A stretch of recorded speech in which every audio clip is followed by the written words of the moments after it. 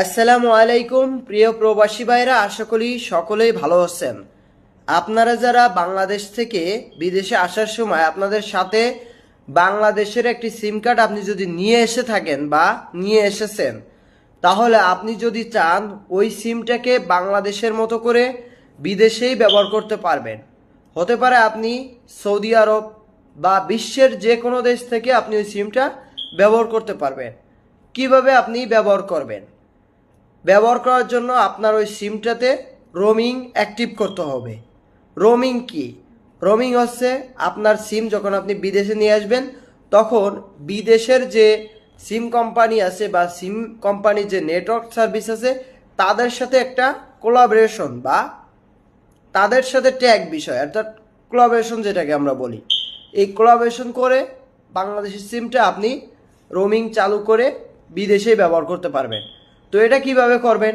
এটা করার জন্য আপনি নিজেই করতে পারবেন।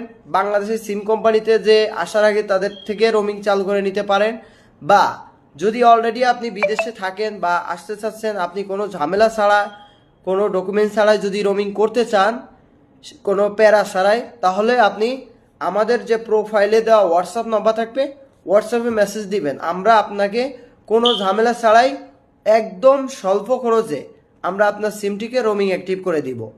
রোমিং অ্যাক্টিভ করার পরে আপনি ওই সিম দিয়ে বিশ্বের যে কোনো দেশে যে ব্যবহার করতে পারবেন। আর ওই সিমে আপনি যদি আপনার বিকাশ থাকে, নগদ থাকে, রকেট থাকে, বা বাংলাদেশের মোবাইল ব্যাংকিং হোক, বা বাংলাদেশের স্মার্ট ব্যাংকিং, বা যত ব্যাংক সার্ভিস আছে অনলাইন, সবগুলো সার্ভিস আপনি ব্যবহার করতে পারবেন।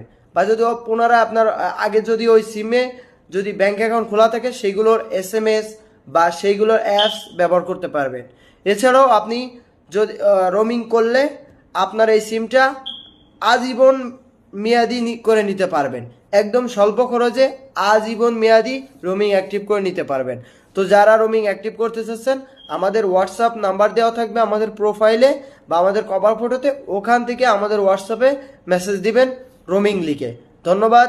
আজকের ভিডিওটি এই পর্যন্তই। ভিডিওটি ভালো লাগলে অবশ্যই শেয়ার করে দিবেন। পরবর্তীতে কী ধরনের ভিডিও চান অবশ্যই কমেন্ট করে জানাবেন। আসসালামু আলাইকুম।